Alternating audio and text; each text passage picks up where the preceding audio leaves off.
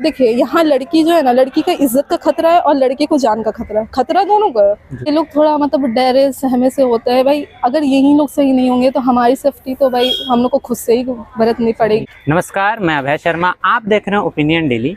और पटना विश्वविद्यालय में आज हम बात करने वाले हैं कि यहाँ बढ़ रहे छात्रा और छात्राओं की कैसी स्थिति होती है, उनकी पढ़ाई की फैसिलिटीज़ कैसे होती है, उनकी सुरक्षा के लिए किस बात का ध्यान रखा जाता है और किन किन कमियों से इन्हें जूझना पड़ता है अपने डिग्री के द्वारा। नमस्कार, स्वागत है आपका ओपिनियन डेली पे। Thank you. आप अपना परिचय दीजिए कैमरा पे। नमस्ते, अस्सलाम वालेकुम एंड प्रणाम। मेरा नाम इतिका शाहीन है। सबसे पहला सवाल है कि अभी जो CBCS सिस्टम लागू हुआ है यूजी एंड पीजी में, उसका बच्चों के पढ़ाई पे या बच्चों की डिग्री पे क्या असर पड़ रहा है?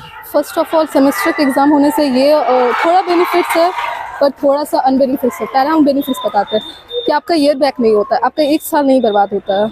आप अगर सेमेस्टर अगर आप मान लो वन सब्जेक्ट में अगर आपका बैक लग जाता है तो आप अनदर सब्जेक्ट उसको दे सकते हो नेक्स्ट सेमेस्टर में। लेकिन इसका बेनिफिट्स, इसका मतलब अनबेनिफिट्स ये है, इसका क्रॉस ये है कि आप जो है ना वो क्या बोलते हैं अदर कॉम्पिटिशन्स की तैयारी नहीं करते, बार बार पे एग्ज़ाम आ जाना। और सबसे बड़ी बात है कि पटना यूनिवर्सिटी में एक सेमेस्टर में 2 CIA दिया जाता है, जिससे कि हमको थोड़ा सही नहीं लगता है। बेटर है कि आप एक CIA करें और फिर उसके बाद फाइनल एग्ज़ाम कर दें। तो एक CIA में ही बच्चों की सारी बातें ले ली जाए, यही आप या एक CIA करें उसके बाद एक मतलब कि आप सोच रहे हैं एक इंटरनल हो और एक एक्सटर्नल हो। या अच्छा, तो ताकि अदर कॉम्पिटिशन्स की तैयारी जो UG और PG लेवल में होती है वो कर सके। बट अनदर तो अभी आपकी यूनिवर्सिटी आपको इन एग्जाम की तैयारियों के लिए मदद करता है कि सिर्फ डिग्री के लिए?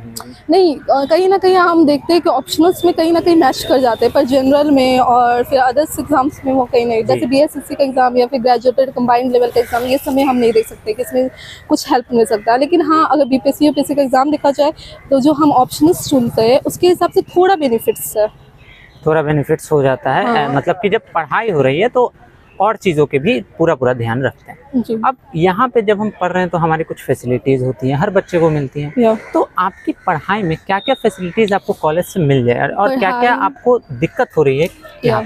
फर्स्ट ऑफ ऑल कि यहाँ एक्स्ट्राऑर्डिनरी नहीं है, एक्स्ट्रा करिकुलर एक्टिविटी नहीं है। हम अगर स्पोर्ट्स पे जाते हैं तो बॉयज़ को ज़्यादा फैसिलिटीज़ दी जाती है, गर्ल्स को कम दी जाती है। यानी कि एक डिस्क्रिमिनेशन एक तरीके से हम देखते हैं यहाँ जेंडर डिस्क्रिमिनेशन की जाती है। अच्छा। सेकेंड ऑफ ऑल हम ये देखते हैं कि कोई ड्राइंग, कोई आर्ट, किसी के आर्ट को जो प्रोसेस जो दिखाना चाहिए अपार्ट फ्रॉम पढ़ाई there is no extracurricular नहीं, apart from there is no extracurricular. तो वही मैं बोल रही हूँ कि अगर किसी का आर्ट है तो ज़रूरी नहीं हमारा करियर सिर्फ हमारी लर्निंग से या प्रोसेस से या पढ़ने से ही बनता है। हमारा करियर कहीं ना आर्ट से बनता है। कोई बड़े आर्टिस्ट होते हैं, कोई हीरोइन होते हैं, कोई हीरोज़ बनते हैं, कोई फिल्म इंडस्ट्रीज़ में जाते हैं। तो इस बेसिस पे भी बहुत सारे ऑर्गेनाइज करवाना चाहिए।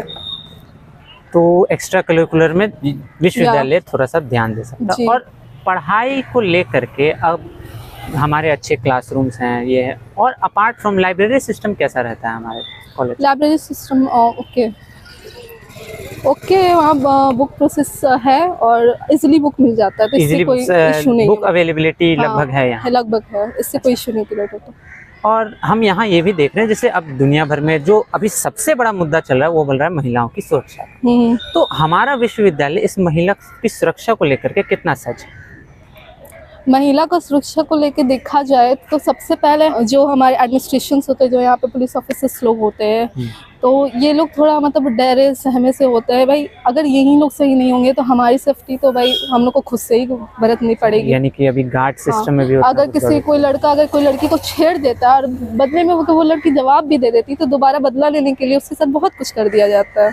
That is not right path कि हमें बोलने की भी आज़ादी नहीं है। अच्छा, यानी कि थोड़ी सी सुरक्षा को लेकर हमको नहीं लगता ये पटना यूनिवर्सिटी में ना लगभग जो होता है ना, हमको लगता है पढ़ने के लिए नहीं छेड़ने के लिए लड़की को आते हैं। ये पटना कॉलेज की बात है कि लगभग विश्वविद्यालय नहीं, पटना कॉलेज और BM कॉलेज में हम ज़्यादातर ये चीज़ सुने। पटना साइंस कॉलेज इस मामले में काफ़ी अच्छा। एज छात्र आप अपने विश्वविद्यालय में क्या सुधार करना चाहेंगे? एज अ छात्र पहले तो आई कार्ड तो पूरा अलाउ करें, क्योंकि बहुत लोग ऐसे भी है जो बिना आई कार्ड के एंट्री मार लेते हैं और बहुत लोग ऐसे भी है जो डिपार्टमेंट में एंट्री मार लेते हैं। यानी आई कार्ड है लेकिन मैंडेट नहीं है, आप नहीं, पहने आई चाहे नहीं कार्ड पहने है, कोई मैंडेट मतलब नहीं है, तो इसको तो भाई ज़रूरी है, क्योंकि बहुत से लोग ऐसे भी है जो देखिए शाम के टाइम जो भी आते हैं हमको उससे नहीं लेना, पर क्लास आवर के टाइम जो भी आते हैं बहुत सारे मैंने ऐसे भी देखे जो डिपार्टमेंट में भी चले जाते हैं, जो कि यहाँ के छात्र ही नहीं है, आई कार्ड तो छोड़िए छात्र ही नहीं है। अच्छा, यानी कि आई कार्ड सिस्टम भी यहाँ फॉलो नहीं हो रहा है। या अभी हम देख रहे हैं नवंबर में चुनाव आ रहे हैं, बहुत सारे चुनाव की गतिविधियां, बहुत बच्चों के मुद्दे भी लाए जाते हैं, तो अभी आप क्या चाहेंगे कि किन मुद्दों पे बात हो इस चुनाव में? सबसे पहले तो हमारा एजुकेशन पर्पस की एक्स्ट्रा करिकुलर एक्टिविटी में पढ़ाई तो लगभग सभी कॉलेज में हो ही जाता है। दूसरी बात है ये कि हमारा डिसिप्लिन मेंटेन हो। तीसरी बात ये है कि वुमेन सेफ्टी के लिए और कुछ भी करें, लेकिन ऐसा नहीं है कि यहाँ सिर्फ वुमेन सेफ नहीं है, यहाँ कहीं ना कहीं हम देखते हैं मेन भी सिर्फ नहीं है। जैसे देखिए यहाँ लड़की जो है ना, लड़की का इज्जत का खतरा है और लड़के को जान का खतरा है, खतरा दोनों का है। मैंने देखा है खतरा दोनों का। अगर लड़के लोग अगर थोड़ा सा भी कुछ बोल दे तो उनको भी खतरा है, ऐसा नहीं उनको तो उठा के मार ही दिया जाता है।